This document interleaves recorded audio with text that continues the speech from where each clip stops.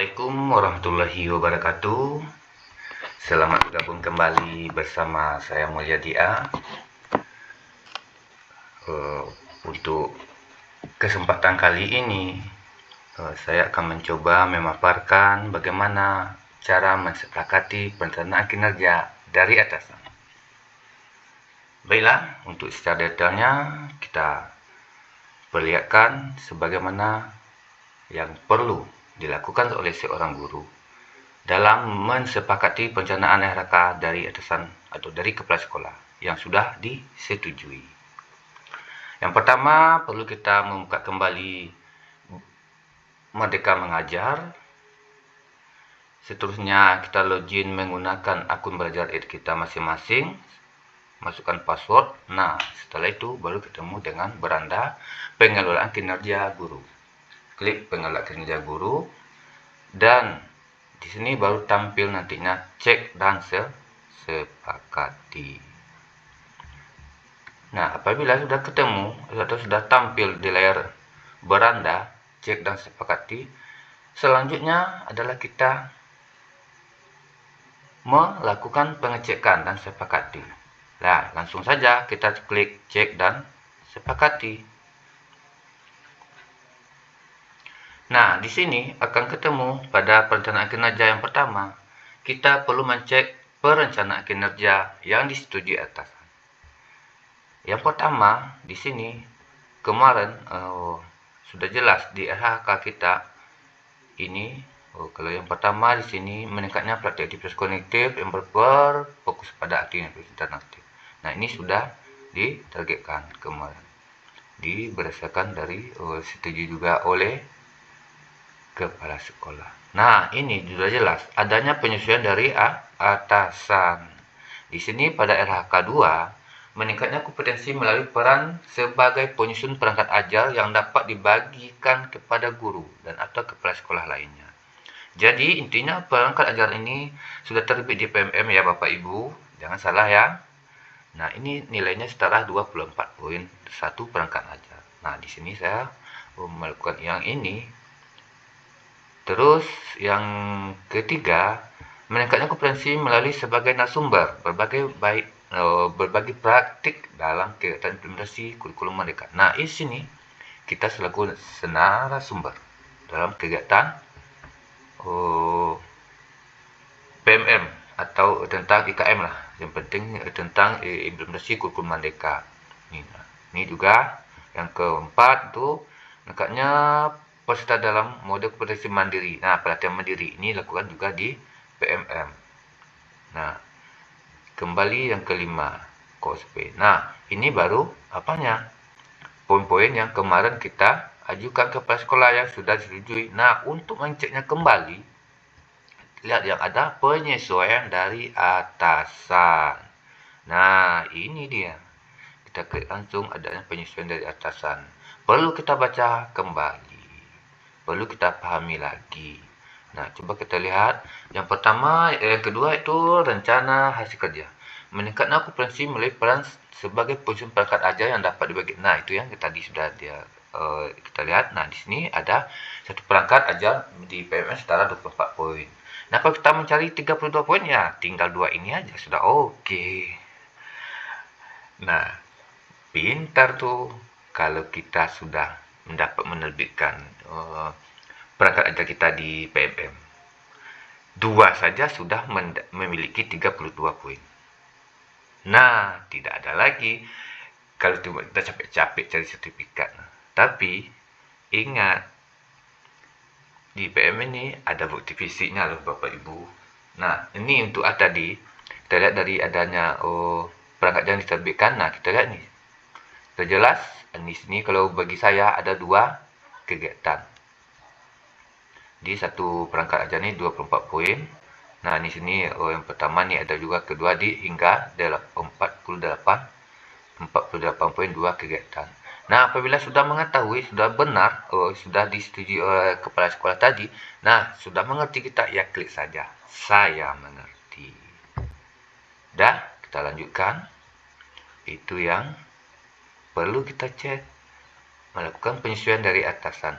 Nah, apabila sudah semuanya sudah kita cek, Nih, ada lagi pelatihan mandiri. Berapa pula kita melakukan pelatihan mandiri? Kita cek lagi.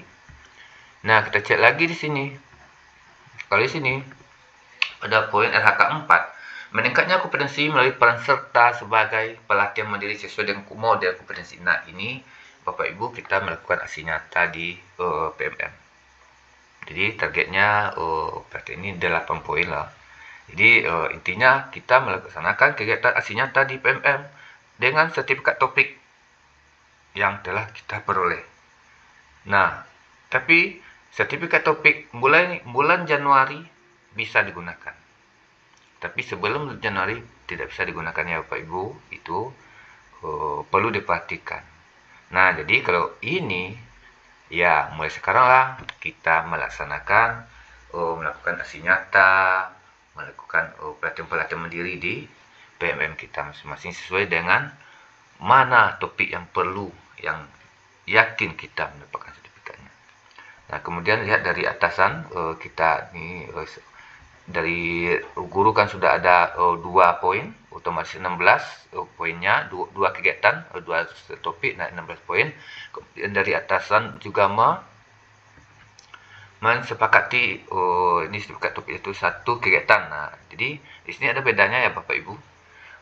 Kemarin saya mengajukan 2 poin. Nah, di sini jelas sertifikatnya topiknya 2 poin, jadi 16 poin. Intinya, setelah disetujui kepala sekolah, nih pilihan dari atasan. Atasan cuma menyetujui 1 kegiatan. Nah, berarti saya dalam kegiatan ini, PMM ini cuma mencari 1 topik saja, sertifikat untuk 1 semester ini. Walaupun tadi saya sudah rencanakan 2 kegiatan, tapi disetujui oleh atasan cuma 1 dengan 8 poin. Nah, jadi otomatis saya cuma nanti melaksanakan kegiatan aksi nyata dengan mendapatkan sertifikat topik di PMM hanya 1. Sudah oke? Nah, kalau sudah oke nih, ya saya mengerti. Klik, jangan lupa. Nah, kemudian kita lanjut lagi. Nah, rencana ini, rencana kalau OSP ini sudah ada semuanya. Setiap guru sudah pasti ada ini. Kenapa? Ini penyusunan kurikulum ini setiap guru akan dilibatkan mulai dari standar 1 sampai standar 8. Nah, ini juga pelaksanaan KOSP ini. Nah, ini. Nah, kalau sudah sampai sini, sudah yakin kita sudah mengerti. Nah, kita lanjutkan lagi kepada langkah selanjutnya. Ayo, klik lagi ke hasil kerja tambahan. Nah, kita cek lagi. Cek perencanaan kinerja yang disetujui atasan. Nah, di sini kita tinggal melihat apakah bukti dukungnya apa nanti. Nah, ini kalau di sini saya kemarin mengajukan sebagai guru tambahan sebagai guru PK. Nah, otomatis kita selaku guru pasti adalah ya guru tambahan sebagai guru PK. Jadi bukti laporannya disertai tugas lampiran surat tugasnya. Nah, di sini kita memerlukan surat tugas dari kepala sekolah. Kemudian laporan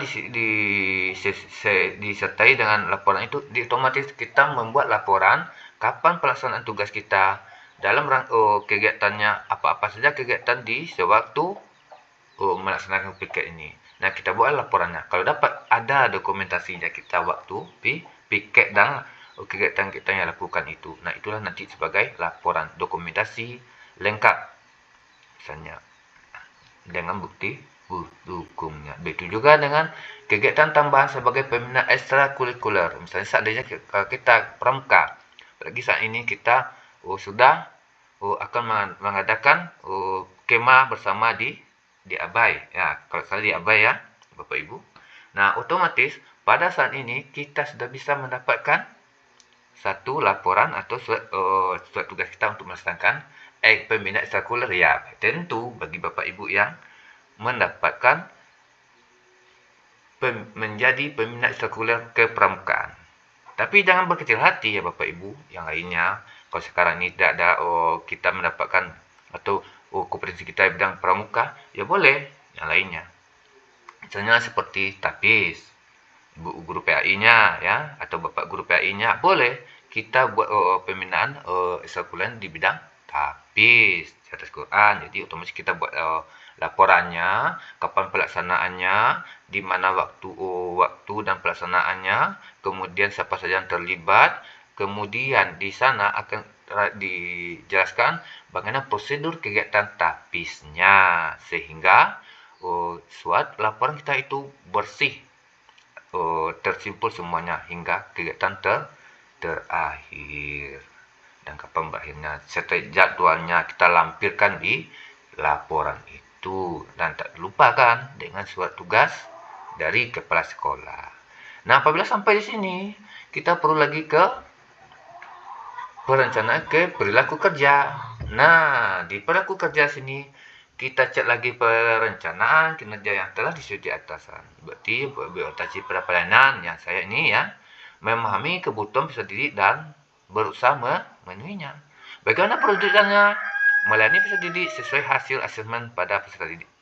Nah, boleh. Nah, semuanya ada 7 poin. Nah, kita lihat di sini, kita setuju apakah sudah setujui ini. Nah, semuanya sampai terakhir kolaboratif. Nah, di indikator pelaku yang pertama itu menggerakkan pemanfaatan sumber daya sistem pendidikan untuk mencapai visi dan misi satuan pendidikan. Jadi saya wujudkan dengan membangun komunikasi yang efektif dan koordinasi peserta didik dan rekan sejawat dan masyarakat atau dunia kerja. Nah, sampai sini semuanya pengelolaan kinerja guru yang sudah disepakati oleh atau yang sudah disetujui oleh kepala sekolah perlu kita sepakati. Ya, langkah terakhir kita sepakati. Klik sepakati. Nah, akan tampil setelah disepakati pernah kinerja tidak dapat diubah lagi. Ingat ya Bapak Ibu, tidak bisa diubah lagi. Nah, untuk itu apabila kita sudah yakin dengan kegiatan ini, nah kita klik saja di sini. Saya sepakati dengan perencanaan kinerja yang disetujui oleh atasan. Kita klik sepakati. Tapi jika belum masih ragu Bapak Ibu, kembali tidak usah nih sepakati, klik lagi ulangi dari awal. Nah, sudah sampai. Sudah. Pertemuan kita pada hari ini selesai. Nah, untuk itu saya ucapkan terima kasih kepada Bapak Ibu yang mendapatkan pengalaman baru dari saya ini. Semoga ini dapat bermanfaat bagi Bapak Ibu untuk bagaimana cara mensepakati LHK yang sudah disetujui oleh kepala sekolah kita masing-masing. Nah, jangan lupa ya Bapak Ibu, like dan komen. Terima kasih. Assalamualaikum.